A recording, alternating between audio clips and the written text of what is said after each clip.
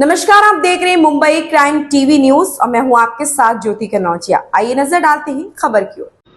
भाजपा के राष्ट्रीय अध्यक्ष जेपी नड्डा ने कलकत्ता उच्च न्यायालय द्वारा 2010 के बाद पश्चिम बंगाल में जारी किए गए सभी ओबीसी प्रमाण पत्रों को रद्द करने के फैसले पर कहा, ये दोनों ही जो फैसले आए हैं वो बताते हैं कि ममता बनर्जी की सरकार गैर संवैधानिक तरीके से तुष्टीकरण की नीति को आगे बढ़ा रही थी। प्रधानमंत्री नरेंद्र मोदी ने इस चुनाव में बड़े ही स्पष्ट शब्दों में इस विषय को उठाया कि किस तरीके से ये इंडी गठबंधन ममता बनर्जी, राहुल गांधी और बाकी सारे टोला घमंडिया गठबंधन के तहत तुष्टीकरण करने के साथ साथ संविधान की धज्जियां उड़ा रहे हैं। संविधान में साफ लिखा है कि धर्म के आधार पर आरक्षण नहीं होगा। जिस मुस्लिम लीग के कारण भारत का विभाजन हुआ उसी को फिर से आगे बढ़ाने का काम ये सारा घमंडिया गठबंधन कर रहा है।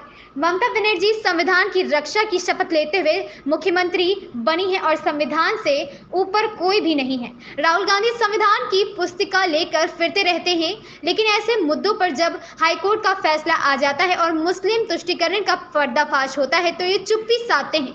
ऐसे लोगों को इस चुनाव में भारत की जनता और पश्चिम बंगाल में ममता बनर्जी को पश्चिम बंगाल की जनता सबक सिखाएगी। जानते हैं कि आज कलकत्ता हाईकोर्ट ने जो मुस्लिम को ओबीसी का आरक्षण यानी ओबीसी कोटा सब कैटेगरी में जो आरक्षण दिया जा रहा था उसको कलकत्ता हाईकोर्ट ने निरस्त कर दिया है। साथ ही साथ जो ओबीसी सर्टिफिकेट वेस्ट बंगाल में मुस्लिम्स को दिया जा रहा था 2010 से लेकर के 2024 तक, उसको भी हाईकोर्ट ने निरस्त कर दिया है। ये दोनों ही जजमेंट्स, ये दोनों ही जो फैसले आए हैं, ये बताता है कि किस तरीके से ममता सरकार गैर संवैधानिक तरीके से, अनकॉन्स्टिट्यूशनल तरीके से तुष्टीकरण की नीति को आगे बढ़ा रही थी और एक तरीके से कहा जाए तो मुस्लिम लीग के एजेंडा को आगे बढ़ा रही थी।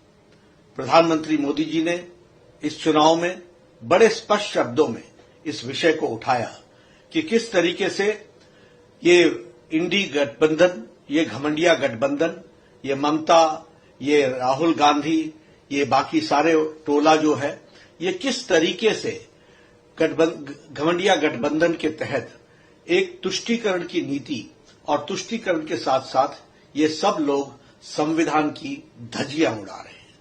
संविधान में साफ लिखा है कि धर्म के आधार पर आरक्षण नहीं होगा, लेकिन यह सब लोग मुस्लिम लीग का एजेंडा, जिस मुस्लिम लीग के एजेंडे के कारण भारत का विभाजन हुआ, उसी को फिर से आगे बढ़ाने का काम ये सारा घमंडिया गठबंधन कर रहा है और तुष्टीकरण की नीति को आगे बढ़ा रहा है। हाई कोर्ट के फैसला आने के बाद तुरंत ही ममता जी ने कहा कि मैं न मानूंगी। ये क्या संविधान से ऊपर है? ये संविधान को संभालना इनका काम नहीं है, संविधान की रक्षा करना इनका काम नहीं है। ममता जी ने संविधान की रक्षा की शपथ लेकर के वो मुख्यमंत्री बनी है और संविधान के से ऊपर कोई भी नहीं है। और प्रधानमंत्री जी ने संविधान को दिखाते हुए और संविधान को कोट करते हुए ये बताया कि धर्म के आधार पर इस देश में किसी को आरक्षण नहीं मिलता है। राहुल गांधी ये संविधान की पुस्तिका लेकर के फिरते रहते हैं, लेकिन ऐसे मुद्दों पर जब हाई कोर्ट के तरफ से फैसला आ जाता है और मुस्लिम तुष्टीकरण का पर्दाफाश होता है और मुस्लिम तुष्टीकरण स्पष्ट इन लोगों के एक्टिविटीज के द्वारा, इनके कार्यकलापों के द्वारा स्पष्ट दिखता है, तो ये चुप्पी साधते हैं।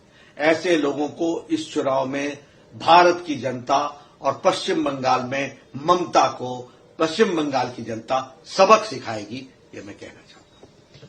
इस खबर में बस इतना ही। बने रहें मुंबई क्राइम टीवी न्यूज के साथ।